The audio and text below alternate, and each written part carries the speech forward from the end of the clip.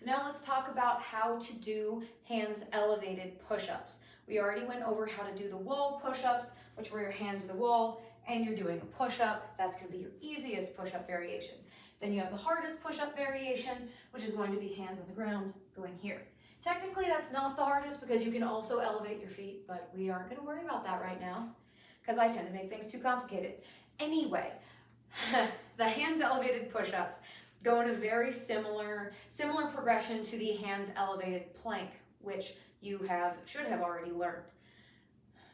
So what we'll do, what we're working on here, is finding a level that allows you to challenge your push-up without sacrificing form. Because a lot of the time, you're going to get to a point where the wall push-up feels super, super easy, but the floor push-up feels a million years away, which is totally fine. So we'll start at an elevation of around a little bit lower than our ribs. And all you're gonna do is set your hands at about shoulder width distance, go up on your toes, take a little walk back until you have some weight going into your hands. Think about your bracing of your core here, brace of the core, squeeze your butt a little bit. You'll bend your elbows until you come down and then come all the way up. I'm gonna be crashing into the window here, so I can't go down that far, which is kind of an oversight on my part, so I'll try it over here. You'll go down and back up. Now you want to think that you're coming down with your elbows at an arrow. You're not a T, you're not an I, you're just kind of here in the middle. That's going to feel the most comfortable for most people, and keep your shoulders and elbows safe.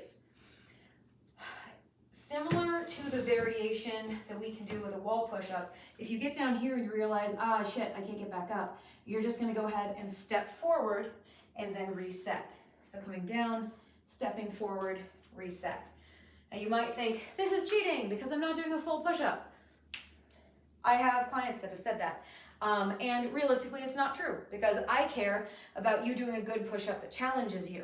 If you're only ever practicing flailing your way out of a push-up like a dead fish, you're not going to get better at getting get better at doing push-ups. You're going to get better at flailing out of a push-up. So we'll go ahead and just work on finding that good position where you're coming up and down nice and smooth. Then if that is too easy for you, where you can do maybe more than 15 without undue stress and wanting to die, then we'll move to our next variation. So it's going to be a little bit lower of a step. So hands are going to come here, same thing, down, up, up. Especially when you get to this point, you may run into this part being easy, the lowering down being easy, but then you need to step forward. That's fine too. You want to just think, taking the variation that's going to help you the most. So if that means that you're lowering down and coming up, very cool. If you're lowering down and stepping forward, also cool.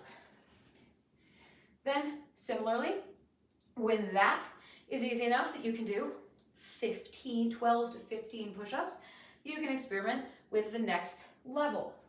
For this, we will use our step, where you're going to go down, up, or same thing, where you'll need to reset. The resetting here, you'll probably come onto your knees instead of stepping forward because now you're going to be so much closer to the ground, but the principles of it are all the same.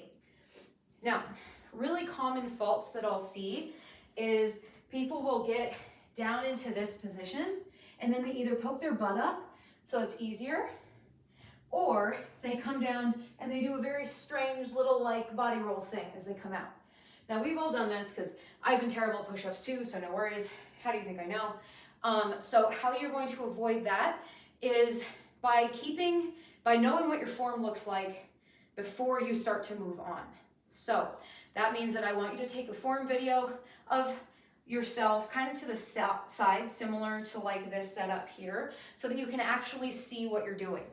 You want to be able to link how it feels in your body as well as how it looks visually, because that's going to be a good combination to help you figure out what the heck your body's actually doing and help you to learn the movement. Another common thing that I'll see is people will be able to do 15 million push-ups in this position, but then they'll get down to this position and they really struggle to even do one with just that big difference there. So a couple of things you can do. The easiest variation is going to be going to the higher step and adding a pause here at the bottom. So it can be anywhere from 1 to 3 seconds. 3 seconds of pause and then come back up. That means you're going to be holding that position at the bottom and building a lot of strength, but without having to do it from a lower step, which can sometimes be a little bit too much. But if you do notice that push-up, you get to a point where you kind of get stuck there, that's a really good time to ask me a question, because there's a lot of little things that we can do to make it easier, and the video would be probably 15 minutes long if I tried to explain all of them. So take form videos, put them in the community forum, and always ask me questions and come to the calls so I can troubleshoot in person, which is also helpful. All right, I'll talk to you soon.